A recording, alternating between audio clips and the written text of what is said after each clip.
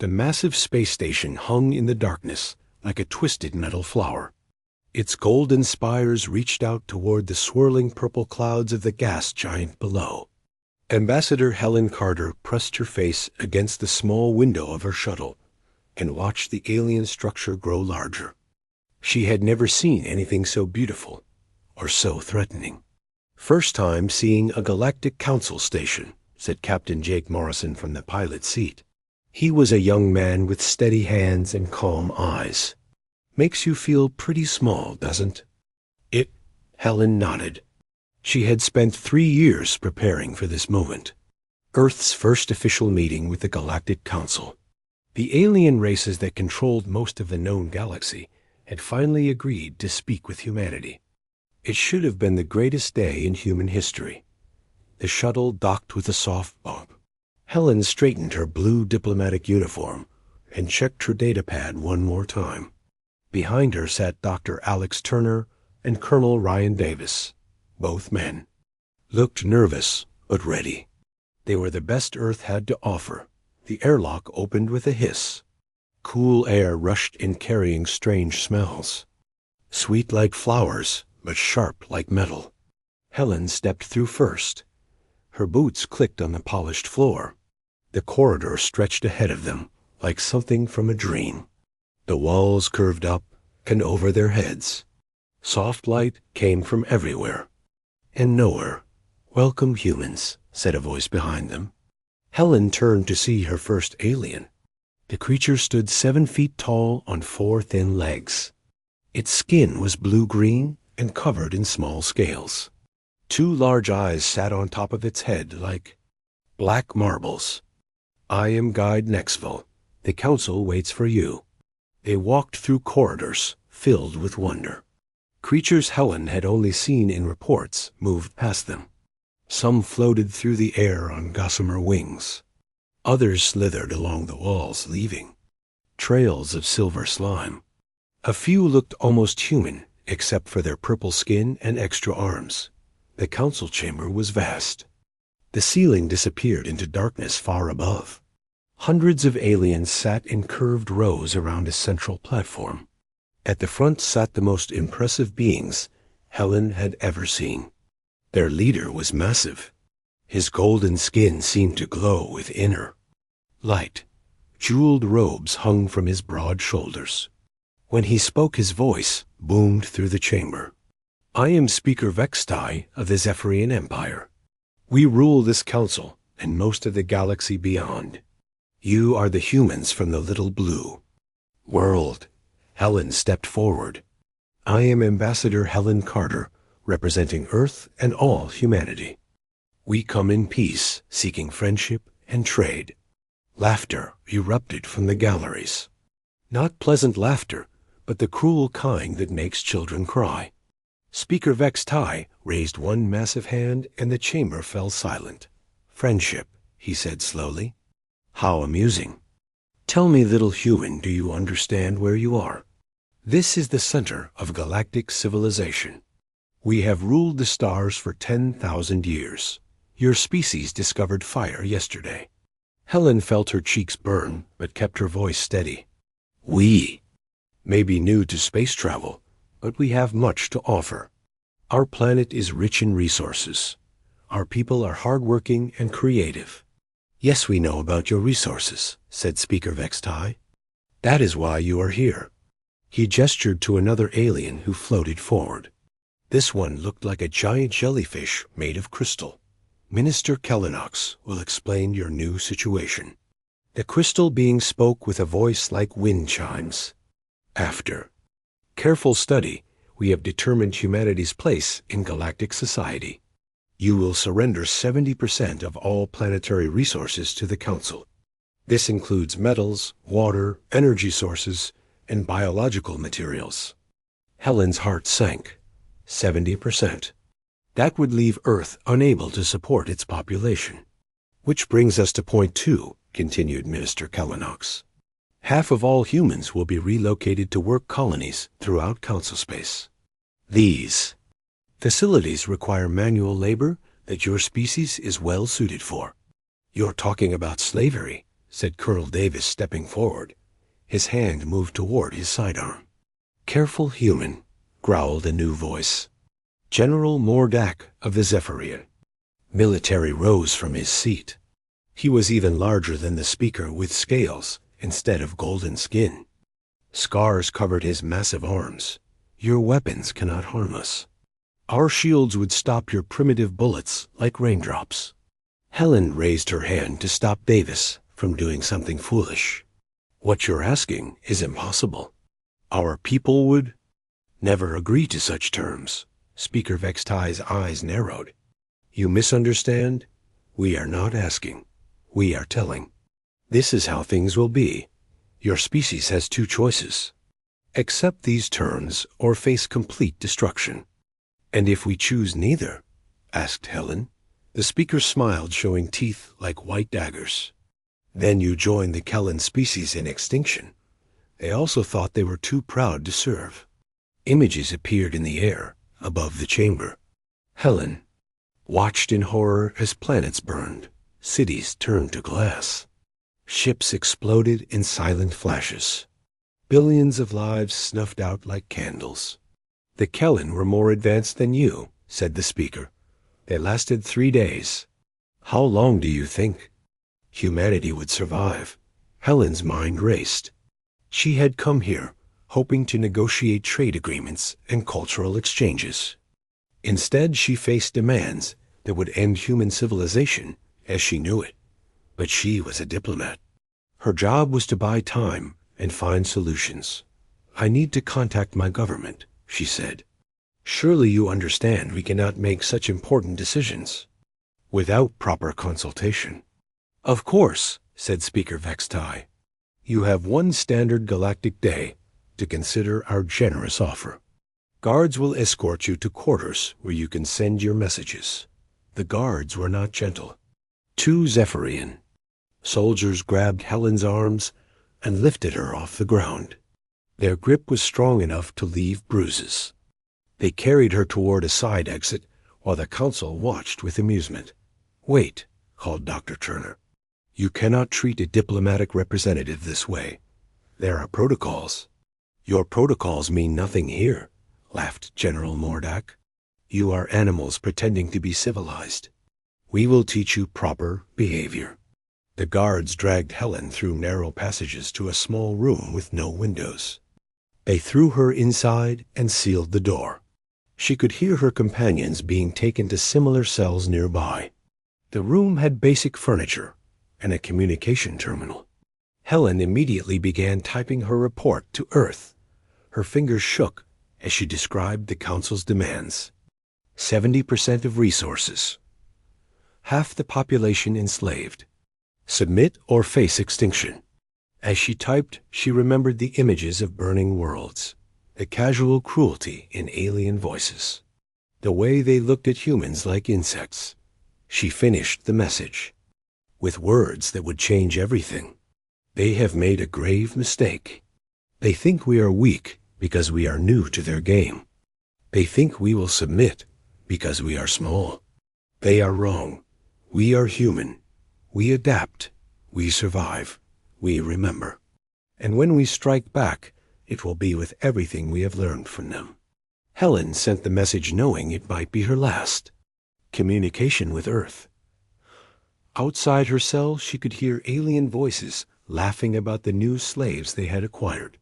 They had no idea what they had just awakened. 6 months had passed since Helen Carter's message reached Earth. The world leaders gathered in the emergency bunker beneath Geneva had made their decision within hours. Earth would appear to comply while secretly preparing for war. It was the biggest lie in human history, and everyone had to play their part perfectly. Admiral Lisa Brooks stood in the command center of Luna, base watching cargo ships launched toward Council space. Each vessel carried exactly what the aliens had demanded: rare metals, water, processed foods, and manufactured goods. The Council believed they were getting 70% of Earth's resources. They were wrong. They were getting 70% of what Earth wanted them to see. Another shipment away, Admiral, reported Captain Ben Hayes from his position at the tactical display. The young officer had volunteered for the most dangerous assignment in human history. The council inspection teams found nothing suspicious. They think we're completely broken, Lisa nodded. The deception was working perfectly. Hidden asteroid mining operations throughout the solar system were producing resources the council never knew existed. Manufacturing facilities on the far side of the moon built weapons and ships, using materials from sources the aliens couldn't track. Every human colony, every space station, every mining platform was part of the greatest military buildup ever attempted. "What's the latest from Dr. Turner's team?" Lisa asked. "They've cracked the Council's shield technology," said Ben. "Turns out their energy barriers have a critical weakness. They can't handle rapid frequency changes. Our new plasma weapons should cut through them like paper." Dr. Alex Turner worked 18 hours a day in the secret laboratories beneath Titan Station. The alien technology they had captured from damaged Council patrol ships was more advanced than anything humans had built. But it was also predictable. The Council races had stopped innovating centuries ago.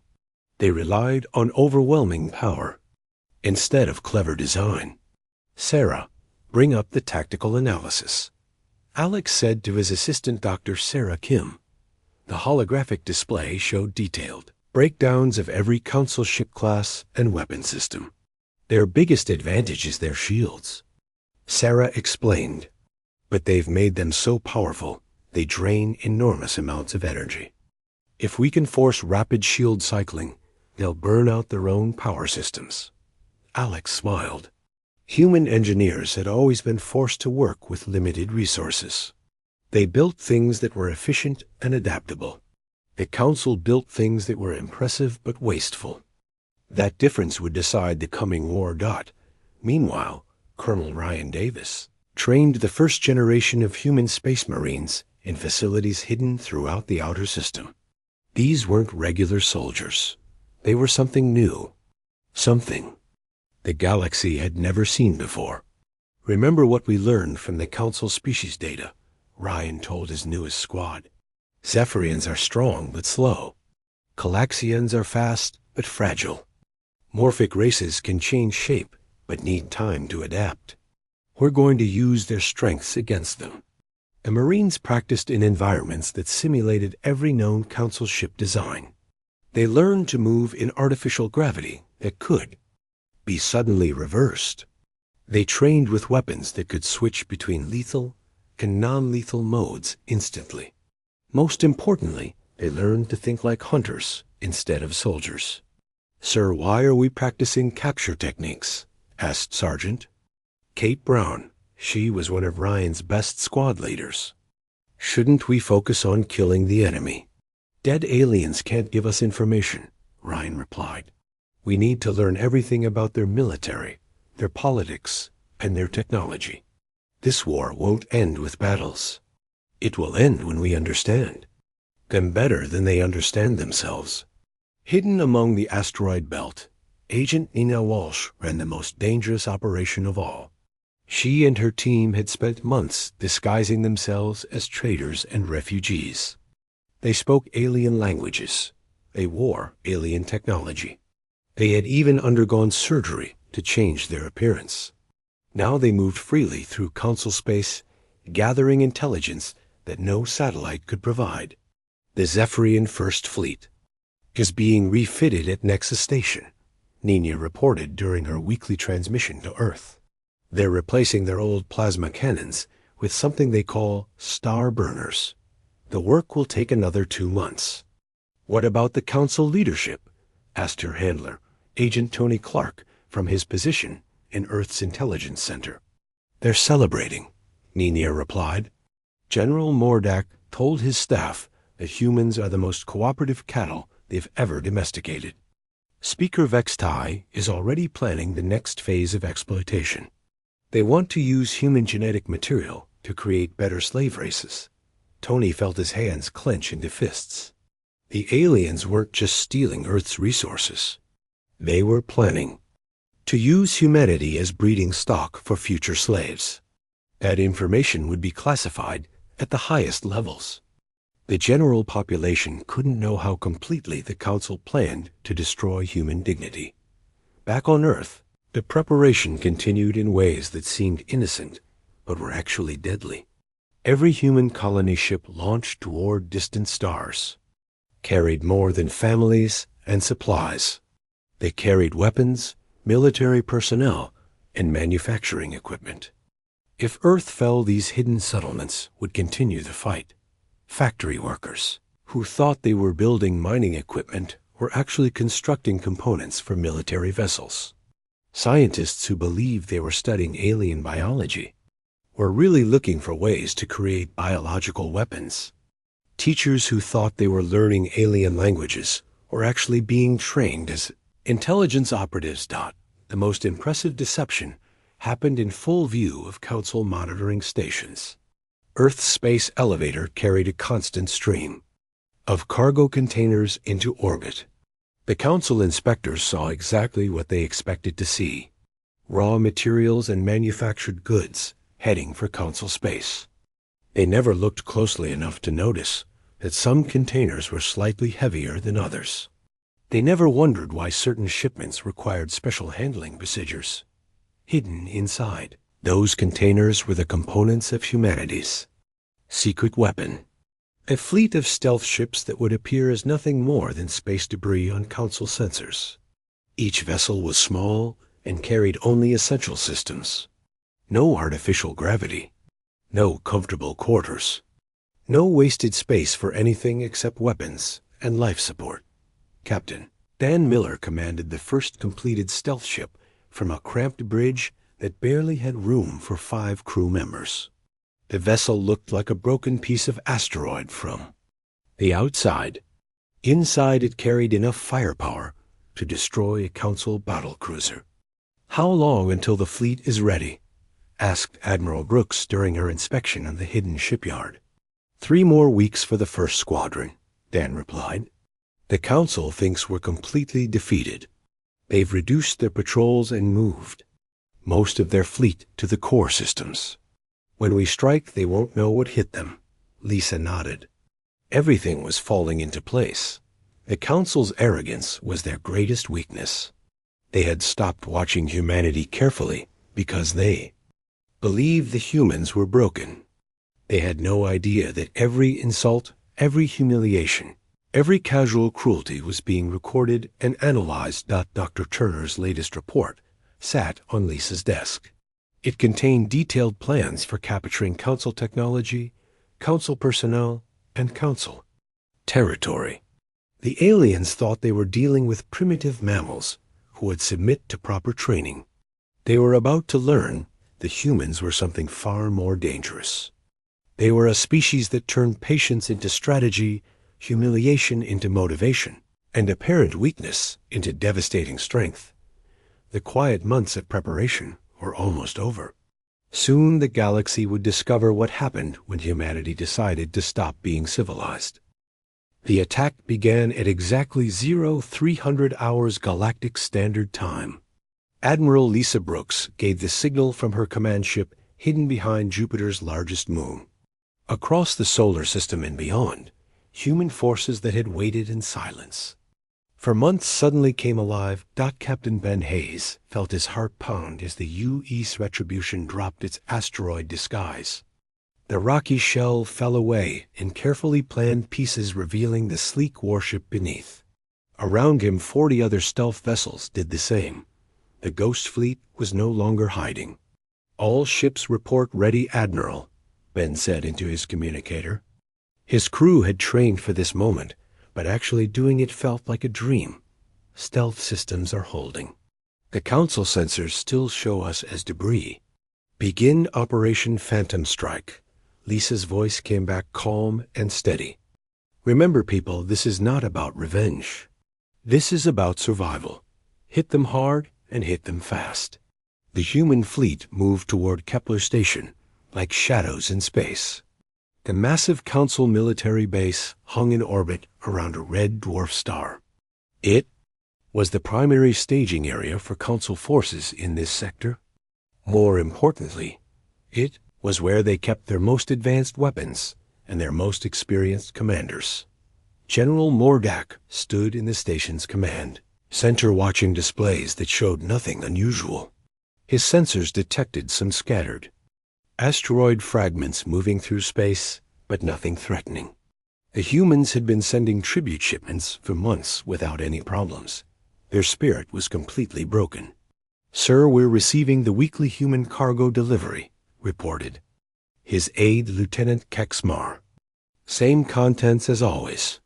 Raw materials and manufactured goods." "Good," Mordak replied. "Perhaps we should increase the tribute demands next month. These humans seem to have more resources than they originally claimed." He had no way of knowing that the cargo containers approaching his station carried something very different from raw materials. Hidden inside each shipping crate were human Marines in full combat armor. They had traveled for weeks in suspended animation, waiting for this moment. The containers docked with Kepler Station exactly as they had dozens of times before. Council. Workers began unloading them using automated systems. They expected to find metals and crystals. Instead, they found Sergeant Kate Brown and her assault team. "Go, go, go," Kate whispered into her helmet communicator.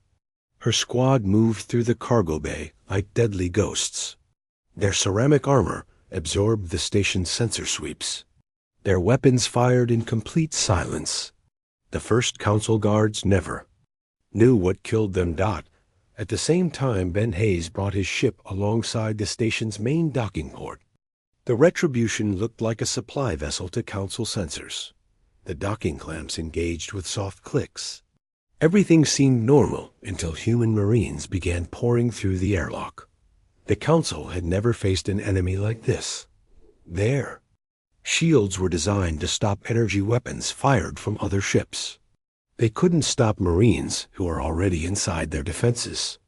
Their security systems were built to detect large threats, not individual soldiers moving through maintenance. "Tunnels. Intruder alert," screamed the station's computer voice. "Multiple breaches detected. All personnel to battle stations." But it was already too late. Kate Brown's team had reached the station's main computer core. Dr. Alex Turner had spent months learning Council computer systems. He had taught the Marines exactly which components to destroy and which ones to capture intact. "Computer core secured," Kate reported. "Beginning data extraction now." The station's artificial gravity suddenly reversed. Council personnel found themselves falling toward what had been the ceiling moments before. The humans had planned for this. Their magnetic boots kept them firmly attached to whatever surface they needed. The aliens had no such preparation. General Mordak tried to reach his personal escape pod, but found the corridors filled with floating debris and panicked soldiers. A human Marine appeared around the corner ahead of him. The soldier's armor was black and smooth like the shell of some deadly insect. Red lights glowed behind his helmet visor. "Surrender, and you will not be harmed," the Marine said in perfect Zephyrian language. "Resist, and you will join your dead guards." Mordak reached for his plasma rifle, but the human was faster. A stun blast knocked the alien general unconscious before he could fire a shot. Two more Marines appeared to drag his body toward the docking bay across the station. Similar scenes played out in every section. Council soldiers, who had terrorized the galaxy for centuries, found themselves outmatched by creatures they had dismissed as primitive mammals. The humans fought with a coordination and ruthlessness that shocked their enemies. "Command center secured," reported Lieutenant Lucy Morgan over the tactical network. "All senior officers captured or neutralized. We have complete control of station defenses." Outside, the station space filled with explosions as the human fleet revealed itself. Council patrol ships that had been drifting peacefully suddenly found themselves under attack from vessels that appeared out of nowhere. The stealth technology worked perfectly. Human ships looked like asteroids until they opened fire. "Captain, Dan Miller commanded one of the assault squadrons hitting the Council's outer defense platforms. His ship moved between the massive weapon arrays like a predator hunting prey. The Council gunners couldn't lock onto targets that their sensors couldn't properly detect. Their shields are cycling just like Dr. Turner predicted, Dan reported to Admiral Brooks. Our plasma weapons are cutting through them like they're not even there. The Council's most advanced defense station exploded in a burst of white light. Debris scattered in all directions as secondary explosions tore through ammunition storage areas. Similar destruction was happening throughout the system as human forces systematically eliminated every Council military asset. Admiral Ziegmer tried desperately to coordinate a defense from his flagship.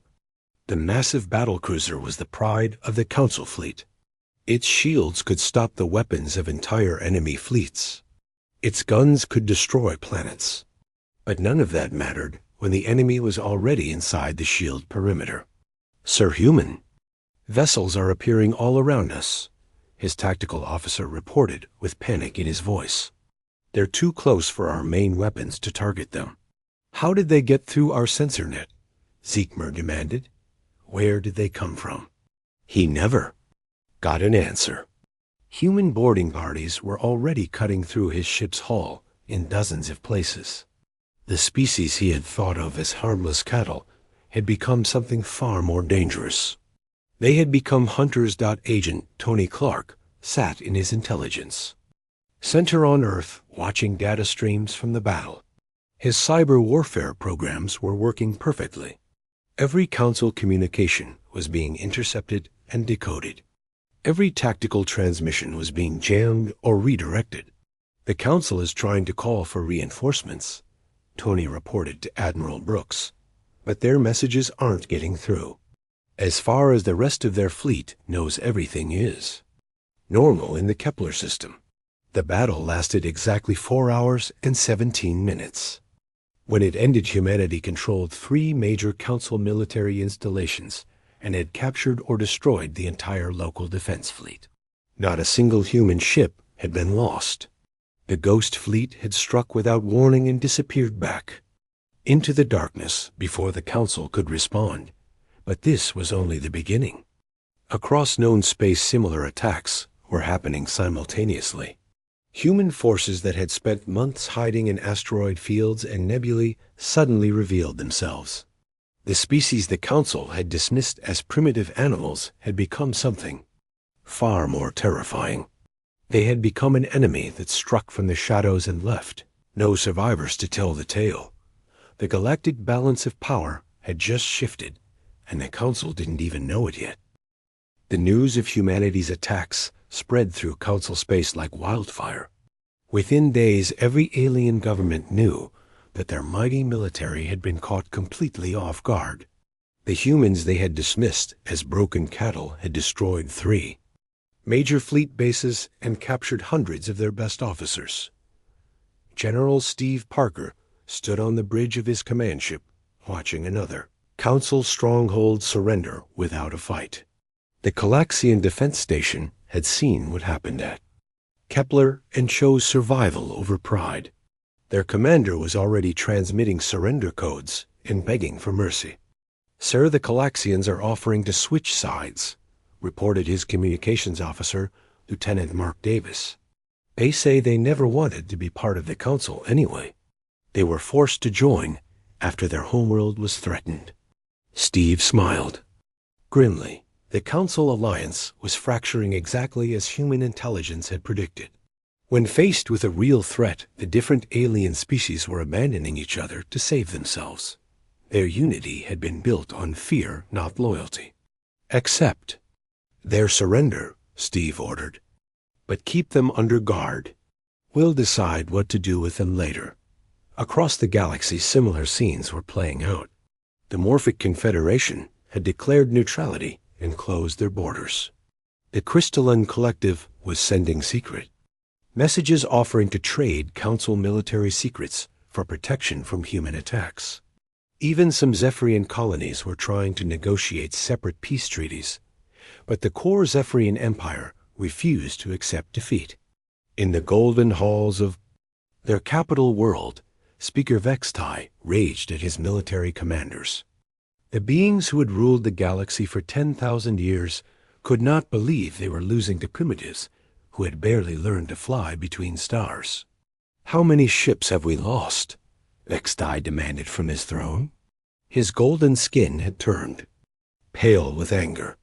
The jeweled robes that once made him look majestic now seemed like costume decorations on a frightened actor. "The humans have destroyed or captured 60% of our outer fleet," admitted Admiral Ziegmer. The proud military leader looked broken. His ship had been one of the few to escape the Kepler attack. "They strike without warning and disappear before we can respond. Our sensors cannot track their stealth vessels." "Then we will use the World Killer," Vextai declared. The chamber fell silent. Even his most loyal advisors looked shocked. The World Killer was their ultimate weapon, a device so powerful it could crack planets like eggs. It had never been used because the threat alone was enough to keep rebellious species in line. "Your Greatness," said Minister Kellenox carefully, "the World Killer has been in storage for 3 centuries. We are not certain it still functions properly." "Make it function," Vextai snarled. "If we cannot rule these humans, then we will destroy them completely. Their little blue world will become dust and gas. Let that be a lesson to any other species that thinks they can challenge Zephyrian power." The order went out through encrypted channels to the secret facility where the World Killer waited. The massive weapon was hidden in an asteroid field far from any inhabited system. Only the highest-ranking Zephyrian officials knew of its location. They believed their secret was perfectly safe. They were wrong. Agent Lucy Morgan had been watching the facility for weeks. Her team of human infiltrators had already mapped every corridor and identified every guard. When the activation order arrived, she was ready. "Control, this is Shadow Team," Lucy whispered into her communicator. "The target is powering up their doomsday weapon. Beginning infiltration now." Lucy and her squad moved through the asteroid facility like ghosts. Their armor was designed to blend with shadows and absorb sensor sweeps. The Zephyrian guards never saw them coming. One by one, the aliens fell to stun weapons that left no trace.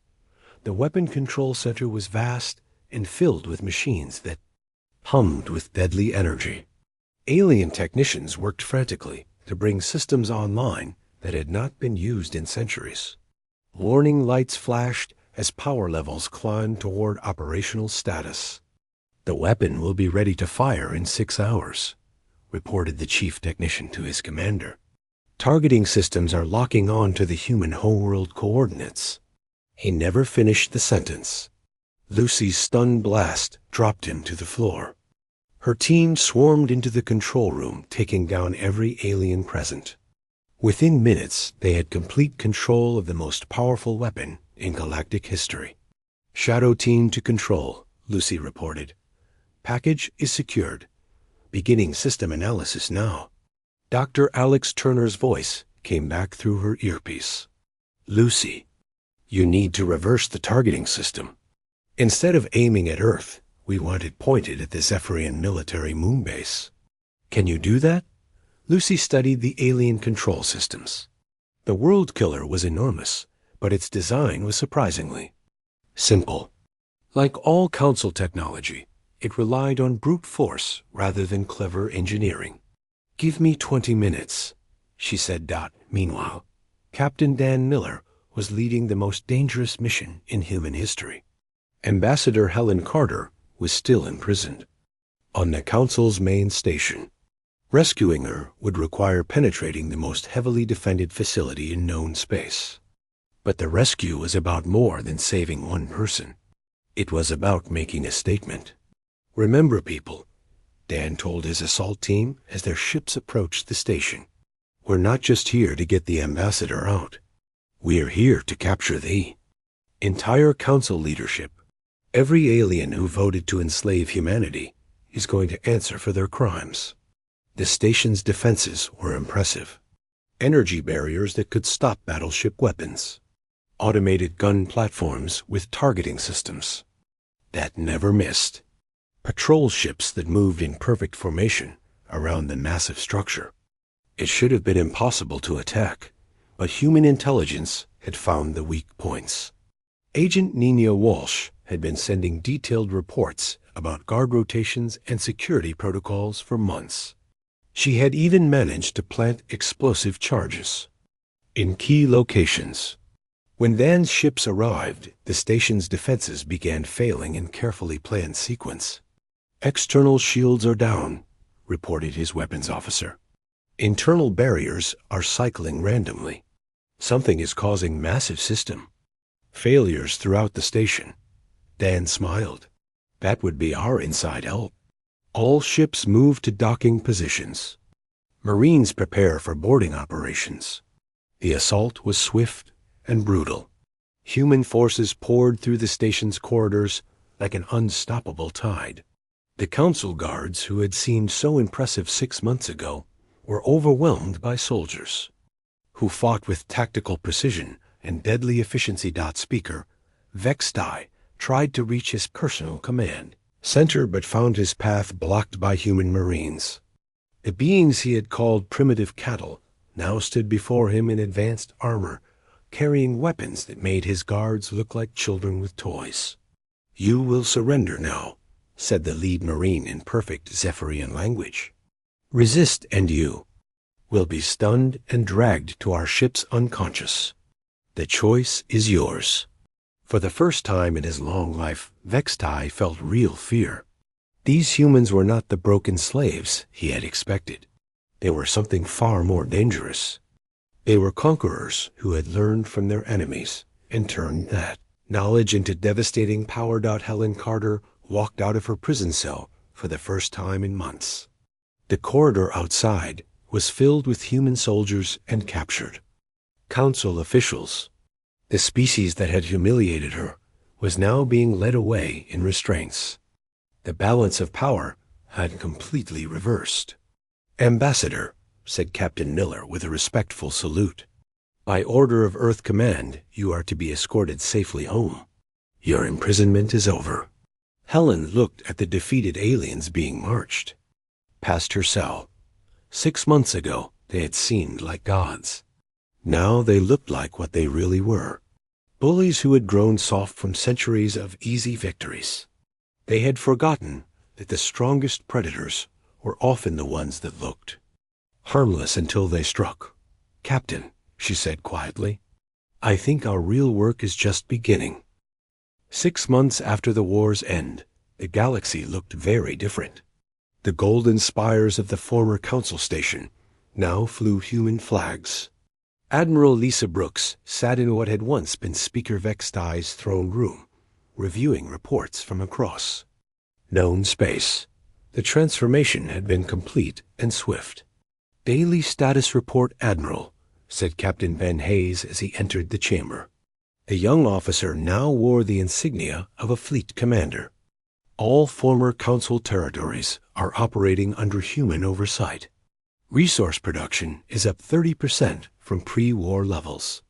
Lisa nodded as she studied the holographic displays floating around her desk. Each one showed a different alien world adapting to its new reality. The species that had once ruled the galaxy were learning what it meant to serve others. The irony was deliberate and absolute. "What about the education facilities?" Lisa asked. "General Mordak completed his basic human language course yesterday," Ben reported with barely concealed amusement. "He can now speak simple English sentences and understand basic commands. His instructor says he's making adequate progress for someone of his limited intelligence." The former Zephyrian general sat in a small classroom with dozens of other captured council officers. They wore simple gray uniforms instead of their elaborate military decorations. Human teachers stood at the front of the room explaining basic concepts of human culture and history. "Today we will learn about human agricultural methods," said Dr. Sarah Kim patiently. She spoke slowly and clearly, as if addressing children. Humans developed efficient farming techniques because they had to survive with limited resources. This taught them to be creative and resourceful. Mornak raised his hand hesitantly. The being who had once commanded fleets that terrorized Star. Systems now asked permission to speak like a nervous student. Teacher Kim, why did humans become so good at war if they were farmers? Excellent question, Sarah replied. Humans learned that the best way to protect what they had built was to be prepared for any threat. They studied their enemies carefully and adapted their tactics accordingly. This made them very dangerous opponents. The former general absorbed this information quietly. He was beginning to understand that humanity's victory had not been luck or accident. It had been the result of careful planning and superior intelligence. The species he had dismissed as cattle had outsmarted every move the council made. Meanwhile, in another part of the station, Ambassador Helen Carter was establishing the new diplomatic protocols. She now held the title of Supreme Diplomatic Authority for Human Space. Her first official act had been creating what became known as the Carter Doctrine. Let me be perfectly clear, Helen said to the assembled alien ambassadors. Any species that threatens humanity or its allies will face complete subjugation rather than mere defeat. We do not make war to win battles. We make war to solve problems permanently. The alien diplomats listened in fearful silence. These were representatives from species that had not participated in humanity's humiliation. They had come seeking trade agreements and mutual defense treaties. What they got instead was a lesson in the new galactic reality. The former council believed that strength came from superior technology and overwhelming force. Helen continued. They were wrong. True strength comes from superior adaptation and strategic thinking. Humans possess both qualities in abundance. Captain Jake Morrison, now Admiral Morrison, supervised the operation of what were officially called cultural integration centers. The facilities were scattered throughout former council space. They housed millions of aliens who were learning to live under human authority. The centers were not prisons, but they were not comfortable either. Former council citizens worked in manufacturing plants, mining operations, and agricultural facilities. They produced goods for human colonies and learned firsthand what their former slaves had experienced for centuries. How are the Zephyrian workers adapting? Morrison asked his facility supervisor during his monthly inspection. Better than expected, sir, replied Colonel Ryan Davis. They're naturally strong, so they're well suited for heavy labor. The work seems to be teaching them humility. Yesterday, one of them actually thanked me for providing adequate food rations. Morrison smiled. The transformation was remarkable. Beings who had once considered themselves masters of the galaxy were grateful for basic necessities. They were learning that comfort and security had to be earned rather than simply taken from others. Dr. Alex Turner worked in his new laboratory, complex built into the former council's main research station. Around him, teams of human and alien scientists collaborated on projects that would have been impossible under the old system. The difference was that now humans made all the important decisions. The Calaxian biotechnology is more advanced than we initially thought, Alex reported to Admiral Brooks during their weekly meeting. Combined with human engineering principles, we should be able to develop medical treatments that work on all known species. And the Zephyrian engineers? Lisa asked. They're proving useful once they accept human supervision, Alex replied. Their knowledge of large-scale construction is impressive. Under proper guidance, they're helping us build the infrastructure for our expanding colonies. The key phrase was, under proper guidance. No alien was allowed to work independently on any project. That might have military applications. Every research team included human supervisors who understood both the technical aspects and the security implications of their work. Agent Nina Walsh now ran the galaxy's most extensive intelligence network. Her operatives moved freely through, former council space monitoring for signs of rebellion or unrest. What they found instead was a growing acceptance of human authority. The younger generation of aliens seems to be adapting quickly, Nina reported from her headquarters on the former council capital world. They're learning human languages in school and adopting human cultural practices. In another generation, they might be fully integrated into our society. And the older generation, asked Agent Tony Clark from his position as head of information security. They remember the old days, but they also remember what happened when they challenged us, Nina replied. Fear is a powerful teacher. They're passing lessons about human capabilities to their children, not as warnings, but as facts of life. The most dramatic change happened on Earth itself. The planet that had once been forced to surrender 70% of its resources was now the center of a galactic empire. Human colonies spread throughout known space, bringing Earth culture and Earth values to hundreds of worlds. But the humans had learned important lessons from their former oppressors. They did not rule through fear alone. They offered genuine benefits to species that cooperated willingly. Alien worlds that accepted human guidance found their technology improved and their living standards raised. Those that resisted found themselves. Working in the integration centers, Helen Carter stood in her office, looking out at the stars through a massive viewport. 6 months ago, she had been a prisoner begging for her species' survival. Now she was one of the most powerful beings in the galaxy. The transformation still amazed her. Ma'am, we've received surrender offers from 3 more independent systems, reported her aide Lieutenant Lucy Morgan. They're requesting human protection in exchange for resource agreements. Accept them, Helen said without hesitation. But send inspection teams to verify their commitment. Trust must be earned through actions, not words. She turned back to the viewport, thinking about the future. Humanity had won the war, but the real challenge was building a lasting peace. The aliens needed to understand that human rule was not temporary conquest, but permanent transformation. The galaxy would operate according to human principles of efficiency, adaptability, and earned authority. The species that had once called humans cattle now worked in facilities designed and supervised by human engineers. They followed schedules created by human administrators. They learned skills taught by human instructors. Most importantly, they understood that their comfort and security depended entirely on human goodwill. It was perfect justice. The Council had planned to use humans as breeding stock for better slaves. Instead, they had become the workforce for human expansion. They had wanted to demonstrate their natural superiority.